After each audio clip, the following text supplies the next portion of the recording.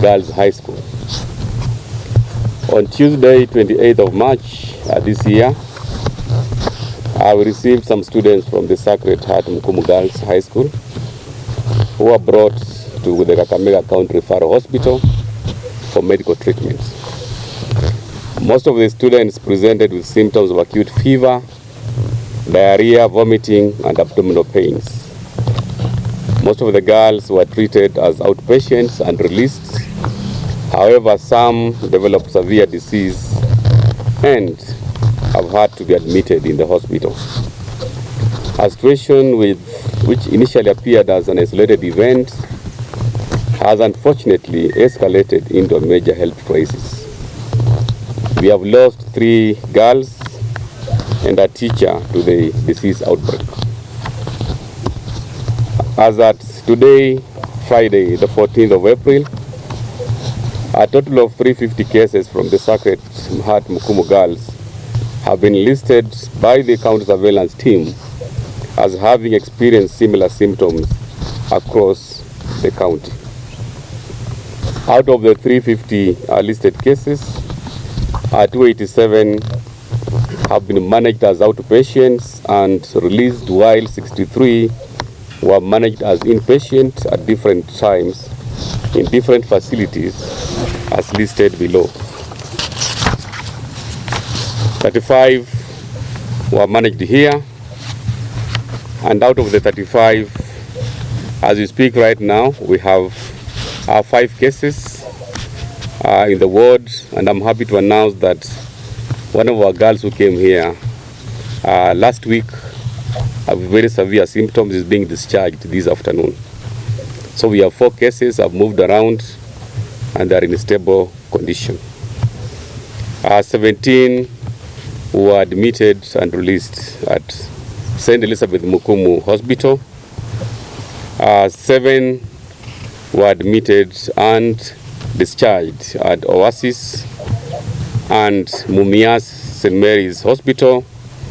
4 were admitted and 3 were discharged, and 1 is still in hospital, but in very stable condition.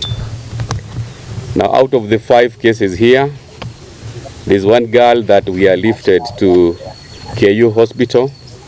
That was 2 days ago, in collaboration with the Ministry of Health, National Government.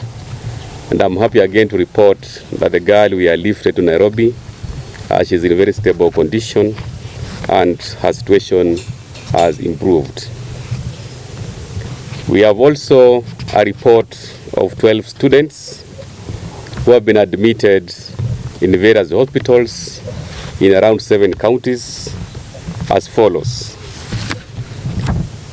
2 students in Nairobi, 1 student in Trans Nzoia, 2 students in Kisii, 1 in Bungoma, 4 in Uasin Gishu County, 1 in Bomet, and 1 in Vihiga County.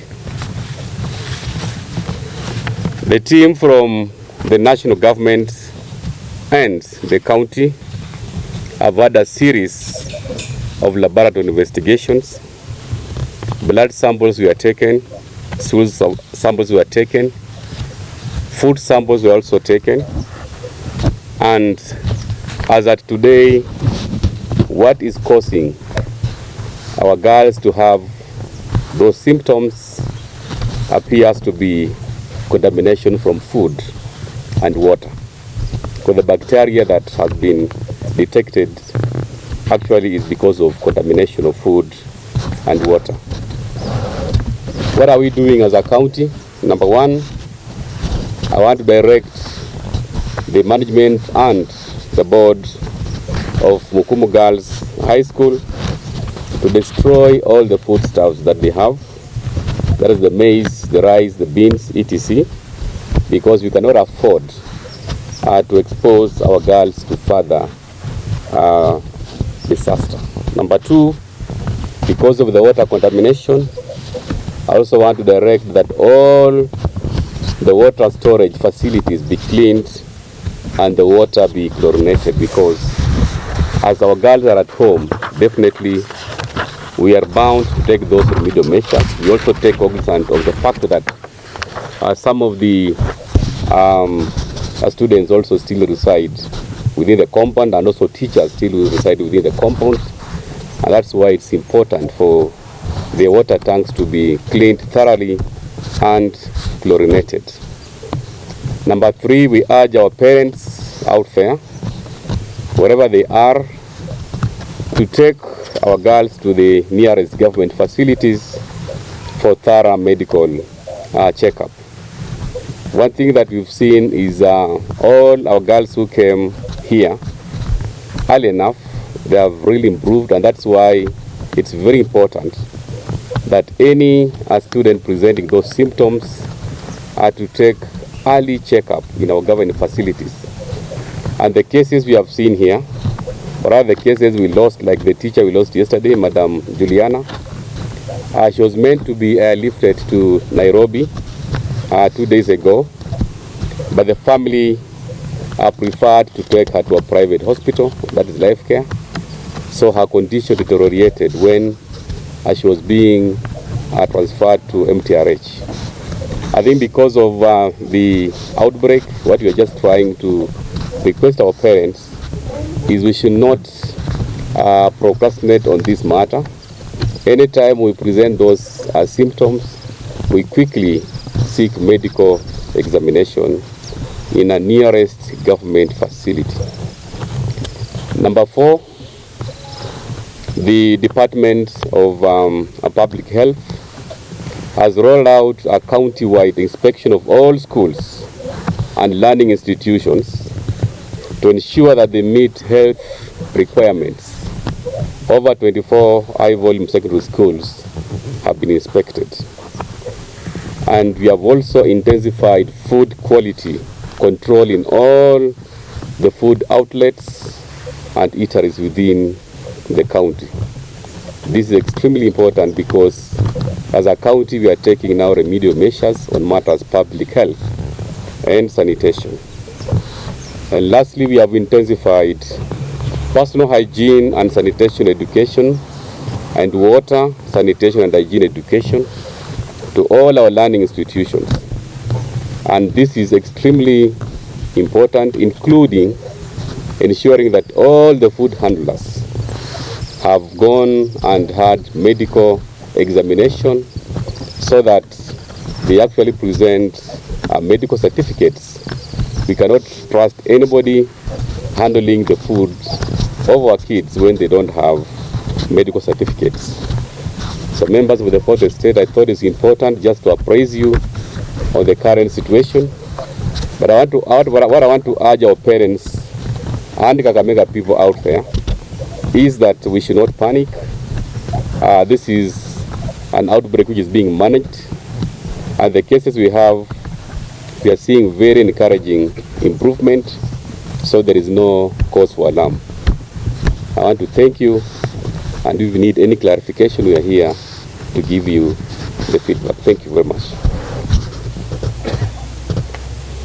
Mr. Governor, you talked about contamination of food and water. Last time when we were meeting the Minister for Health Services, we talked about 3 bacteria: Escherichia coli, Monobiasis, and Salmonella typhus. Then we talked about manifestation in water. Now you have talked about food. What is that toxic that you found in that food? We are actually speaking the same language because the laboratory tests which we are taking on the samples for food and water, of course, they brought out the fact that there's a lot of iron in the water that is being consumed. And this is water within the school. It cannot be water from the springs, because if it was water from the springs, then we could be having the neighboring schools and other facilities are being affected.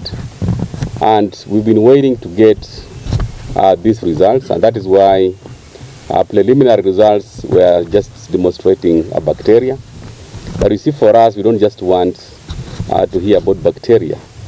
The most critical thing, so that we get proper remedial measures, was to establish the root cause.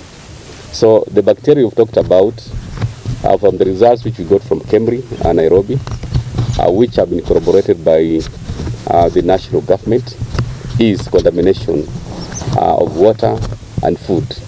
And that's why the remedial measures of destroying food and even changing the suppliers of the foods which are supplied at Mukumu Girls is what we are now directing the school management to do with immediate effect.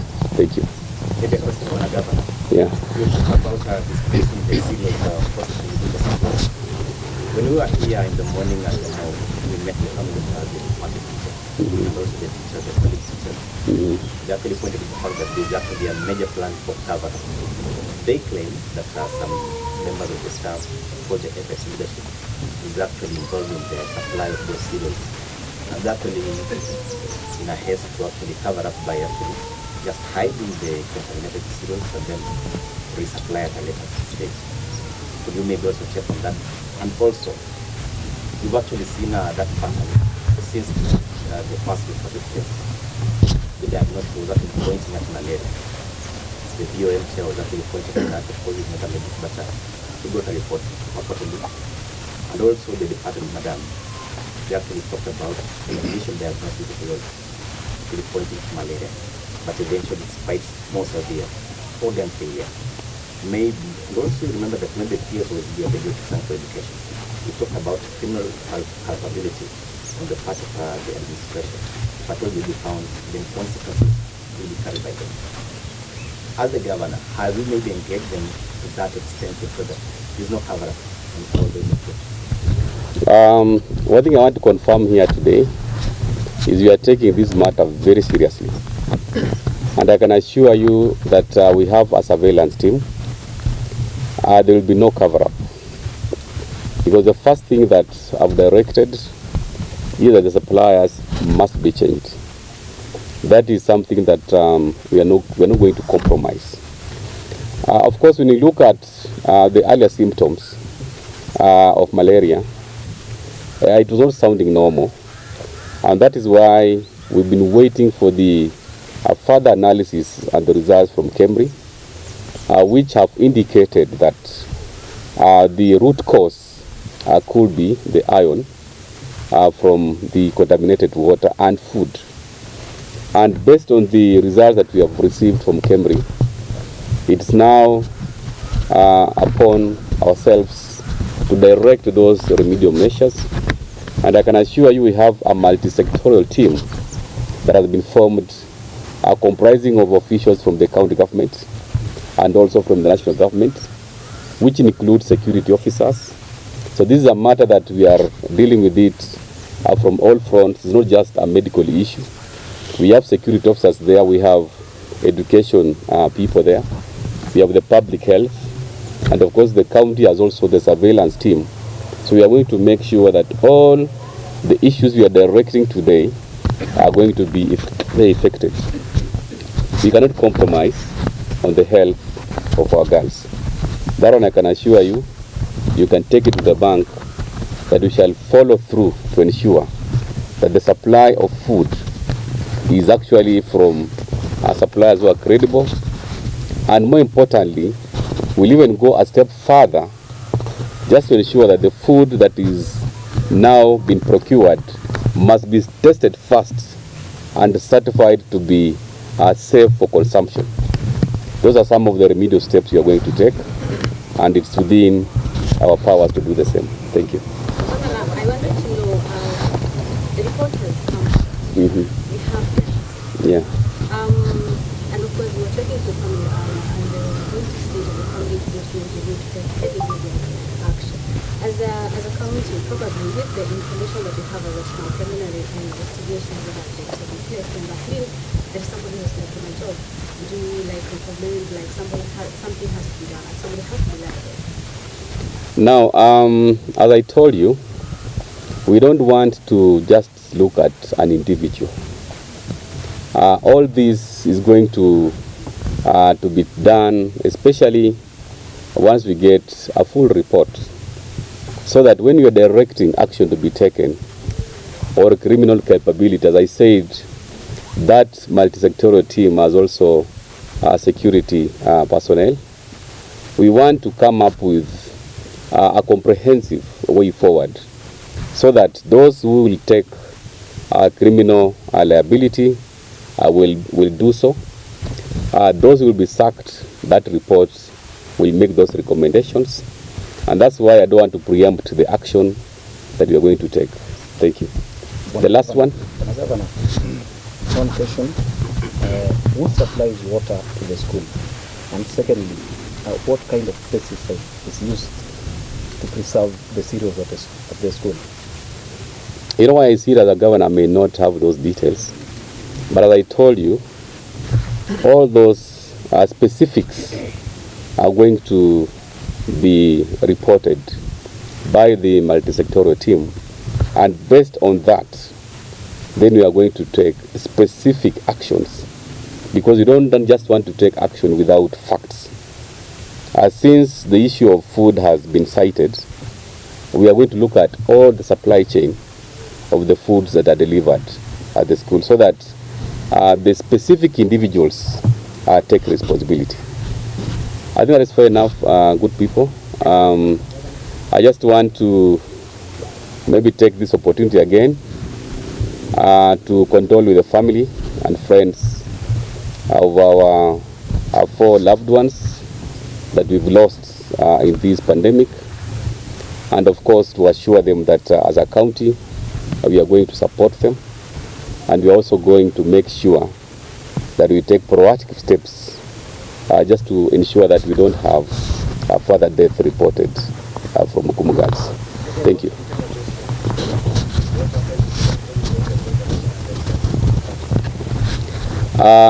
Butere boys, what came out, of course, was malaria. We've not received any other cases of admission, but of course we are not taking chances. Since I directed that all the public schools, we have sanitation being taken seriously.